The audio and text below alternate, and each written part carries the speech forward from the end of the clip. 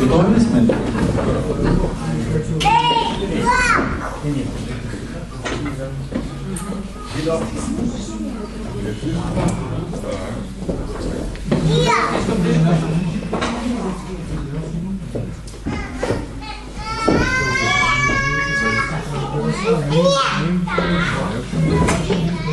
Okay. I'm going to start by giving you the fifth passage that deals directly with wives. Ще започна с петия пасаж, който се отнася директно за жените. We'll start by reading 3 verses. Ще започнем като прочетем 3 стиха. The middle verse is the one I want to focus on. Средният е този, в който искам да се фокусираме. This verse is one of the passages in Scripture that is the least taught on. Това е един пасаж, който много хора не получават върху него.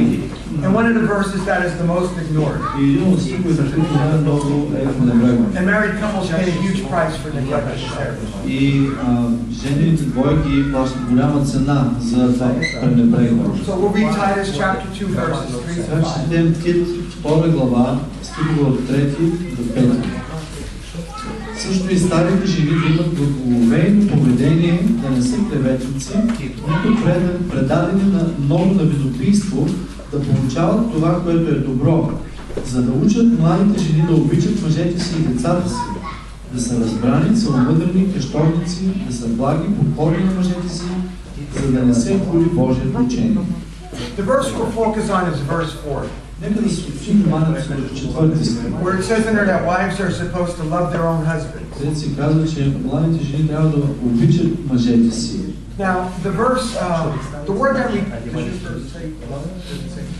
okay, the word that we translate as love Думата, която превеждаме като любов, is an interesting word in the Greek language. е интересна дума на гръцки език.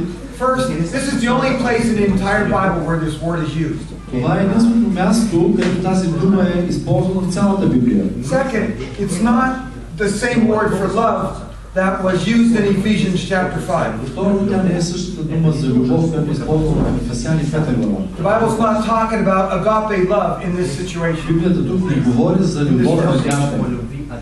I told you that a wife is never commanded to have agape love for her husband. Казвам ви, че няма никъде заповед на жената да има любов агапе към съпруга си. The word that's used here in Titus 2:4 думата, използвана тук в Тит 2:4, is a Greek word philandros. Това е гръцката дума филандрос.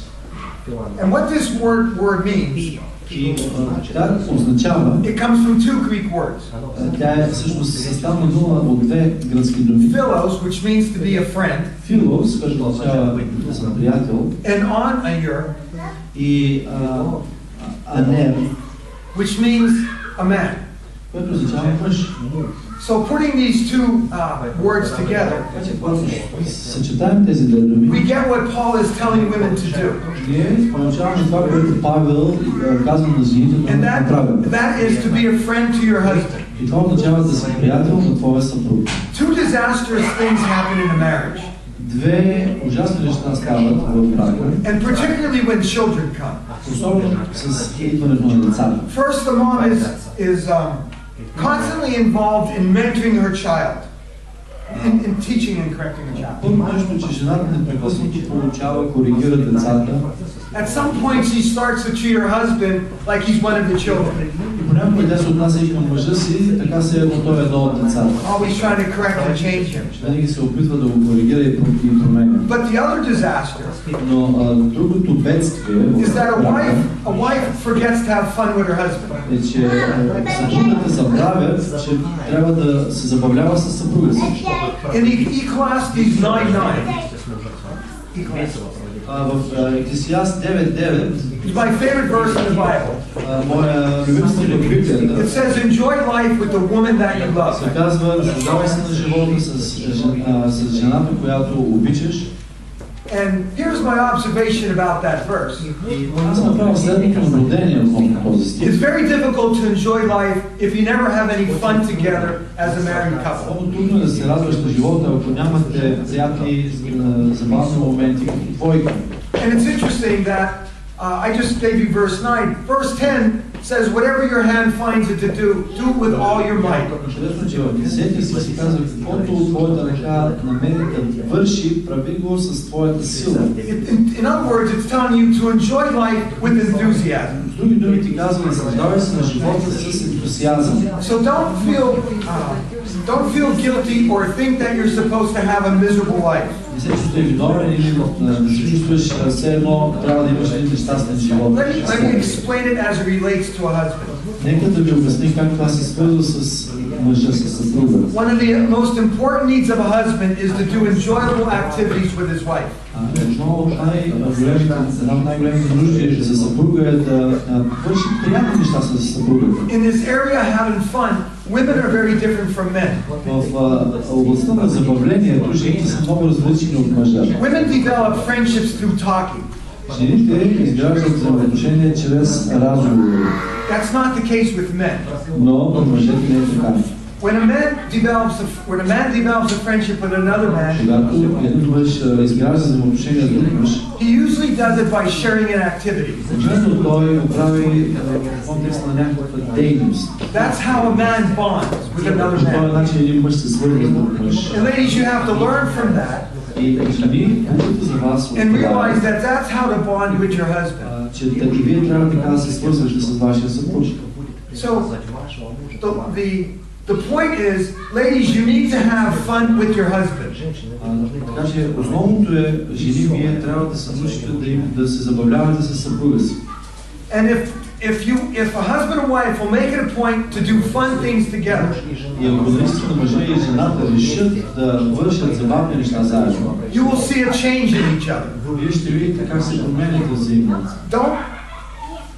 Many couples don't even realize that they should be doing fun things together. Много двойки не се сещат, че могат и трябва да правят забавни неща заедно. And many couples fall into the trap of saying, when the kids get older, Много двойки казват, когато децата пораснат, or when my job gets easier, или когато работата ми стане малко по-лесна, or whatever it is. каквото и да е там. But if you do that, you will be missing out on some great times in life. Но по този начин пропускате страхотни моменти в живота. And what will happen when a husband and wife aren't making it a point to have fun together? И това, което се случва, ако те наистина не решат да имат такива забавни моменти You will заедно, lose your passion and your excitement for each other. те губят страстта си, ентусиазма си, желанието си един за друг. Remember, it's not me that's telling you to have fun together. И нали си спомняте, не съм аз този, който ви казвам да се забавлявате. It's the Bible. You need to be each other's best friend. Вие трябва да сте най-добрият приятел за другия. Otherwise, you're going to lose your enthusiasm for your marriage and for life. Иначе ще загубите всякакъв ентусиазъм и желание за живота и за брака. So we cannot cut Titus 2:4 and Ecclesiastes 9:9 out of our Bible. Така че ние не можем да изрежем Екклесиаст 9:9 и Тит 2:4 от Библията. And it's my observation that people have a false sense of guilt about having fun together. И мен ми се струва, че хората имат едно фалшиво чувство на вина, когато се забавляват. And I don't know where this comes from. Не знам откъде идва това. Maybe it's teaching from the Orthodox Church. Учение на православната църква. Maybe it's the devil. Може би дявола. But the point is, get rid of the guilt about having fun. Но смисъл е освободи се от тази вина, че се забавляваш. Do things that are fun together with your children. Правете забавни неща заедно с децата. But also, make sure you take time for the two of you to get alone, all by yourself, with no kids, and do fun things Също together. така правете забавни неща между си, само вие двамата без деца. Find a babysitter and leave those precious little ones with your parents or your babysitter or whoever it is. Намерете някой да гледа децата и се забавлявайте заедно. The absolute best thing that a man and a woman could do for their children Най-доброто нещо, което един мъж и една жена могат да направят за своите деца, is to have a passionate marriage. да имат страст в брака си. Because those kids are going to grow up in a secure home. Тогава тези деца ще израснат в чувство за сигурност в дома си. So every year you should be spending a weekend away together. Всяка година трябвало да прекарате един уикенд поне заедно. At least a weekend away from the children. Поне един уикенд отделно от децата, само вие знамате. Don't feel guilty about it. И да не чувствате вина за това. And every week, a husband and wife should take one night. И всяка седмица съпруг и съпруга трябва да отделят поне една нощ. When the two of them could just go out, go for a long walk, go someplace and have coffee, but just be alone together and connect together.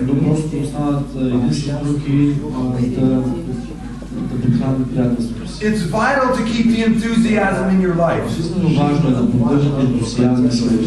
When we were growing up, when our kids were growing up, we made a deal with another family. Every Thursday night, I'll take care of your kids. Every Wednesday night, you take care of our kids. Just for 2 hours. Just so we could go out and the wife could talk. And you could enjoy each other. Most people ignore that. And you know what happens is you start to drift away. And you don't even know you're drifting away. And after a while, you're not best friends anymore. The biblical book, Song of Solomon, is a fantastic love story.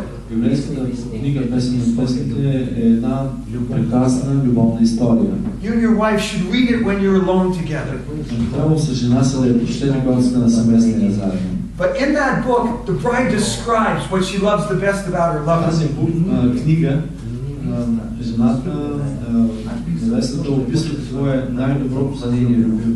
And then she says, "This is my beloved, and this is my friend." And that is what every couple should be striving for. When I pray for my wife, I pray that my wife and I would be passionate lovers.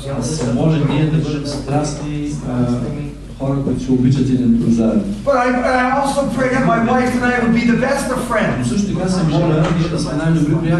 So that the person that we want to be with more than anybody else is each other.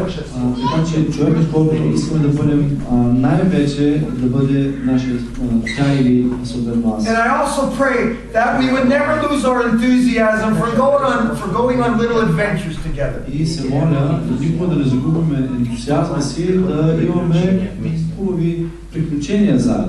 My wife and I love to go hiking together. In beautiful places. We're 60 years old, we go camping in tents.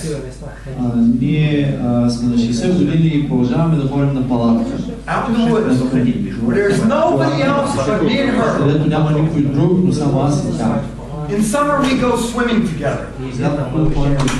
We go out, we have a little boat, we go out on an island and we camp.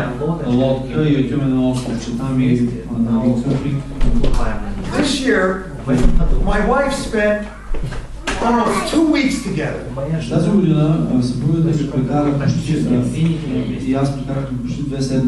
It was one of the first times in our life that we had 2 weeks, no children.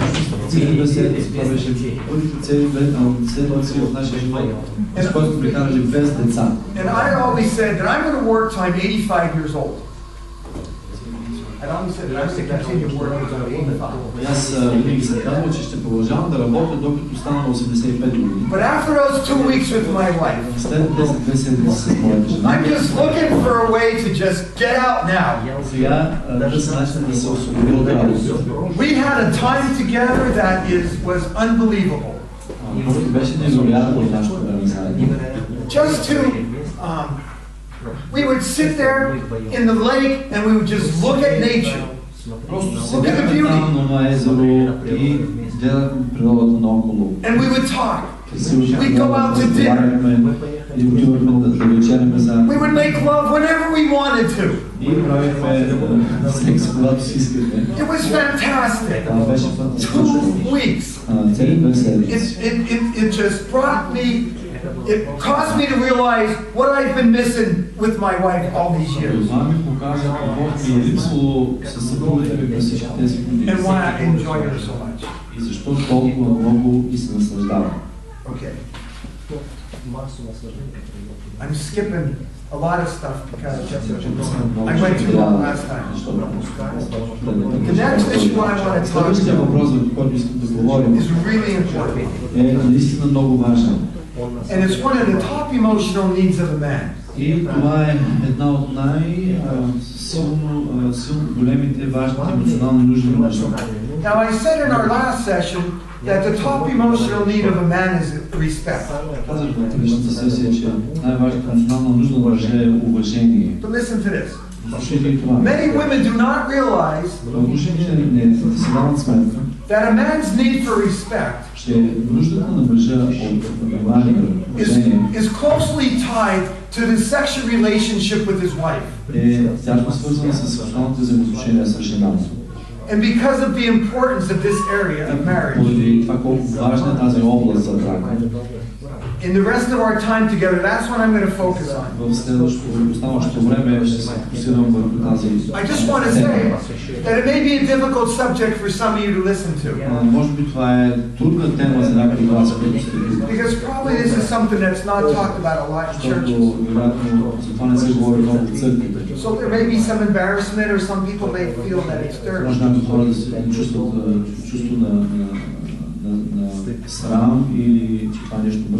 However, with what I'm going to share with you now, I am on solid biblical ground. I'm going to look at 3 passages of scripture that relate to the sexual relation between a man and a wife, and then I want to explain some things.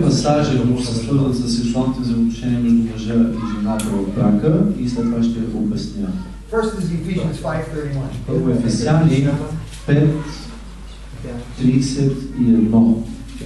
We read it yesterday, but I want to show you something. Затова ще остави човек баща си и майка си, ще се превърже към жена си и двамата ще станат една плът. God is commanding a husband and wife to be glued together. Бог заповядва на съпруга и съпругата да се залепят един към друг. Whenever God gives you an assignment, He gives you the means to do it. Когато Бог ти получи някакво поръчение, той ти дава средствата да го постигнеш. This command to cleave or be glued to our wives is no exception. Тази заповед да се привържеш или да се залюбиш към жена си не прави изключение. When a husband and wife make love together, когато съпруга и съпругата имат сексуални взаимоотношения, your body releases certain chemicals that make you feel good. Вашите тела излъчват някакви химически елементи, които ви карат да се чувствате добре. There are chemicals that protect you from pain and give you good feelings. Това са такива елементи, които ви защитават от болка и ви карат да се чувствате добре.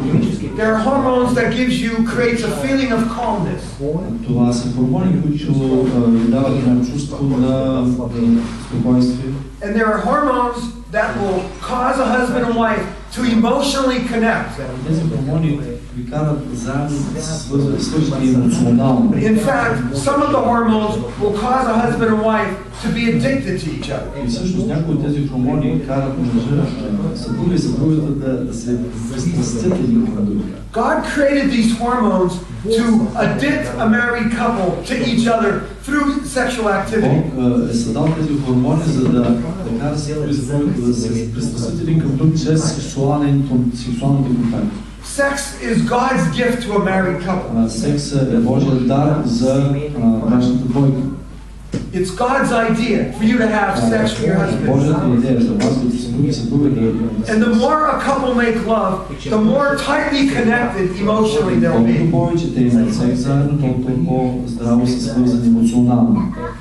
And the best way to ensure that you and your wife or you and your husband have a strong emotional connection, И ако искате да се уверите с съпругите си, да имате здрава емоционална връзка, най-добрият начин is to make sure that you stay sexually close. да имате сексуална близост, да бъдете поддържани. Second passage is Proverbs chapter 5. Следващия пасаж е в Притчи 5 глава. Verse 18 and 19. 18 и 19 стихове.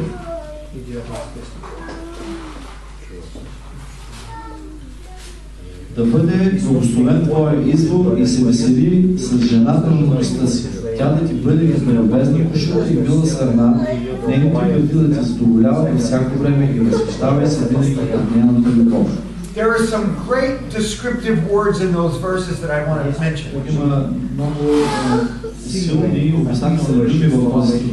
First it says to rejoice in your wife. Първо казва се да се веселиш с жената си. It means to brighten up, to make cheerful. Това означава да си радостен, да си весел.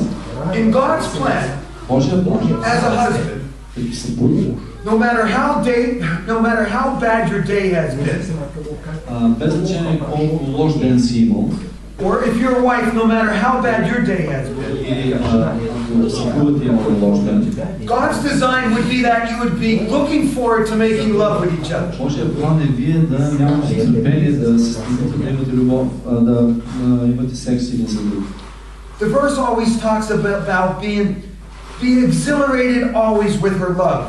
И този стих говори за едно чувство на радост в тази любов, която има. Those words in that verse talk about to be delighted beyond measure.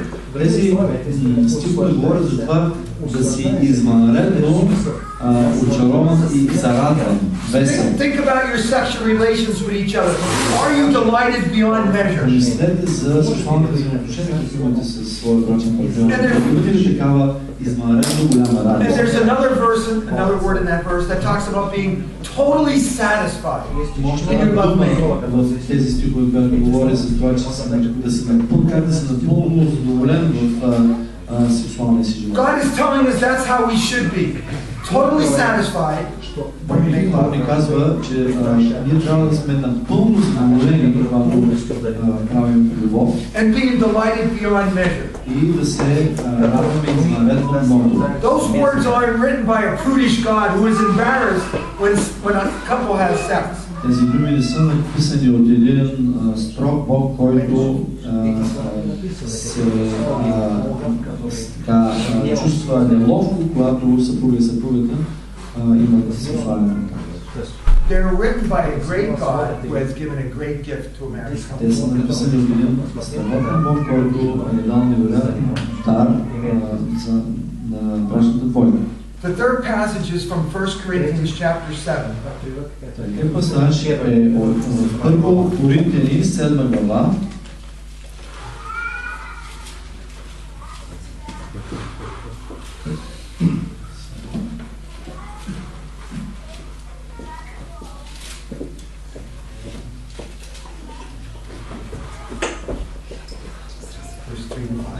Verse 3 to 5.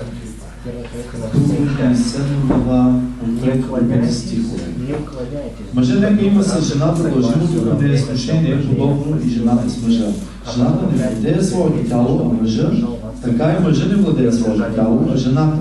Не се лишавайте един друг от съпружеско отношение, освен ако бъде по съгласие за малко време, за да се предавате на молитва, и пак бъдете заедно да написат, да ви изкушава с вашата невъзможност да се въздържате.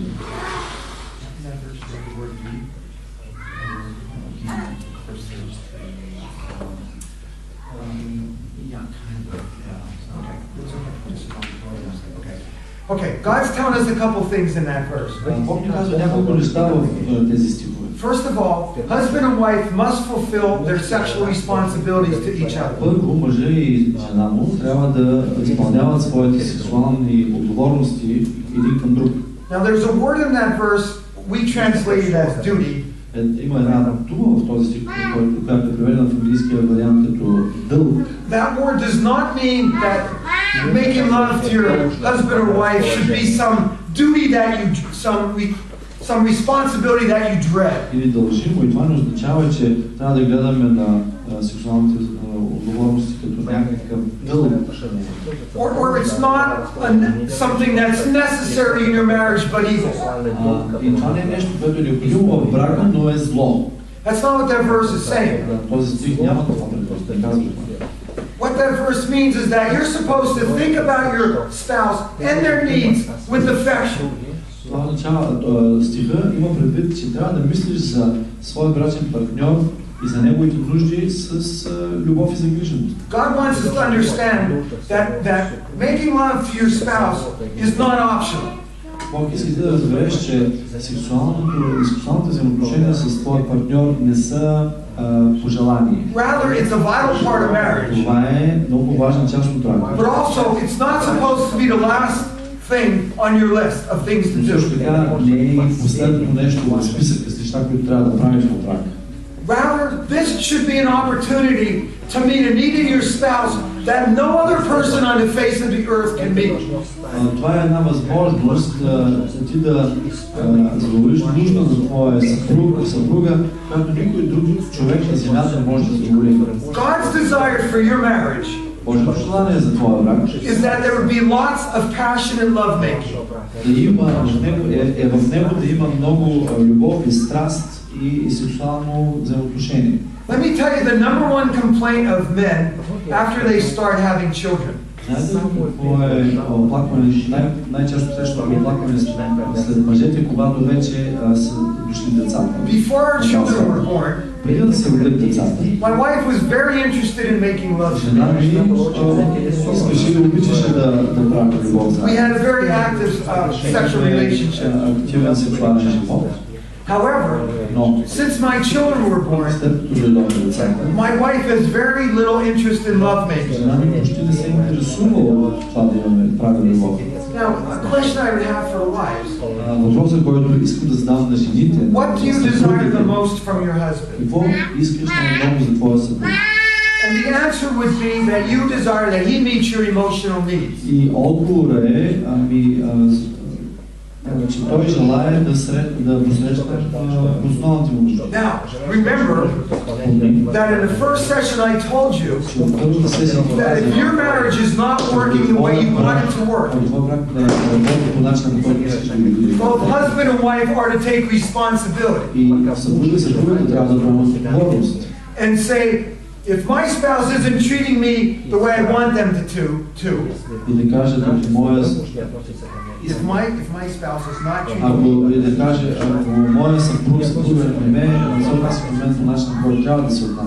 then that person is supposed to say, I'm doing something wrong that's causing them to treat me this way.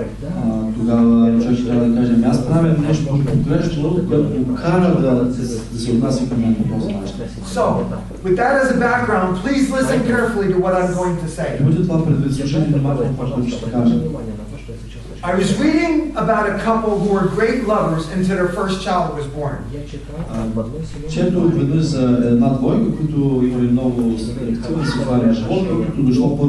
Then her husband was no longer the priority.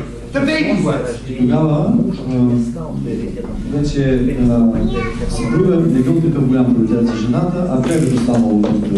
the husband and wife talked about how much it hurt him to be neglected. И те разговаряли и той казал между колко е наранено от това, че е пренебрегнат. But she had no compassion for how this made her husband feel. Но тя нямала никакво състрадание към начина, по който той се чувства. And her reasons were, I'm not getting enough sleep. Причината била, аз не се разпивам. My hormones were acting weird. Хормоните ми са поведели. My husband doesn't help me around the house very much. Съпруга ми не ми помага вкъщи. And so I feel like I'm overworked. Така че аз съм преуморен, така се чувствам. And I would say that all those things were probably true. И аз бих казал, да, може би всички тези неща са истина. But here's what happened. Но ето какво се случва. Over the years, as the wife constantly rejected her husband's sexual advances, жената непрекъснато е облъсквала опитите на съпруга да имат сексуална близост. left the man feeling very hurt and very angry. Тя го оставила да се чувства наранен и гневен. And he stopped investing any energy in their marriage. И той вече престанал да инвестира енергия в брака. He stopped trying to meet any of her needs. Вече и престанал да задоволява нейните нужди. And my wife and I are no different from any of you in this room. И моята жена и аз не се различаваме от никой от вас, които присъстващи там. When we had small children, we had struggles in this area as well. Когато имахме малки деца, ние също се борихме в тази област, имахме борби в тази област. And I would get angry. И аз се ядосвам. And so I wasn't interested in meeting any of the emotional needs of my wife. Нямах интерес да посрещам някои от емоционалните нужди на съпругите. And one day my wife made an observation. Един ден жена ми направи следното наблюдение. She said, "This is like a vicious circle. Тя каза, това е като порочен кръг. You're in a bad mood. Ти си в лошо настроение. So of course I don't want to go to bed with you. И разбира се, аз не искам да си легна с теб. And I don't go to bed with you. И аз не си лягам с теб. So you get angry. И ти се ядосваш. And we become locked in this steady downward spiral. И ние сме запушени в тази спирала, която ни води се по-надолу и по-надолу. So obviously something had to change in our thinking. Нещо трябва да се промени в начина на мислене. I would take responsibility because I was not meeting her emotional needs. И даже аз да поемам защото аз не посрещам тези емоционални нужди. And being the leader in the family was my responsibility to make the first changes. Беше моя отговорност да се променя първо. So ladies, here are some things about your husband that you may not be aware of. Жени, ето някои неща относно вашите съпрузи, за които може да не сте мислили. First of all, God made men to be visually stimulated. Първо, Бог е създал мъжа да се така, че той се стимулира визуално. Wives, you are beautiful to your husband. Жени, вие сте прекрасни за вашите съпрузи. When you step out of the shower, когато излезете изпод душа, or your husband watches you change your clothes, или съпруга ви гледа как се преобличате, it's a big turn on for him. той се възбужда. Your husband doesn't need to feel emotionally close to you. Твоя съпруг не е нужно да се чувства емоционално близо до теб. He just wants you. Той просто те желае. On the other hand, women are not like that. They're not visually stimulated. От друга страна, жените не са такива, те не се стимулират визуално. A woman needs to feel emotional before she would have sex. Би искала да почувства емоционална близост преди да има секс. The other thing about your man is he has a much higher, the typical man has a much higher sex drive than the typical woman. И другото нещо за мъжете, че те имат по-голяма потребност за секс от средностатистическата жена. That's not because he's a sex maniac. Това не е защото те са секс маняци. Your husband has 20 times more testosterone in his body than you do. Това съпруг има 20 пъти повече тестостерон в тялото си, отколкото ти имаш. It's God's design. Това е начинът, по който Бог го направи.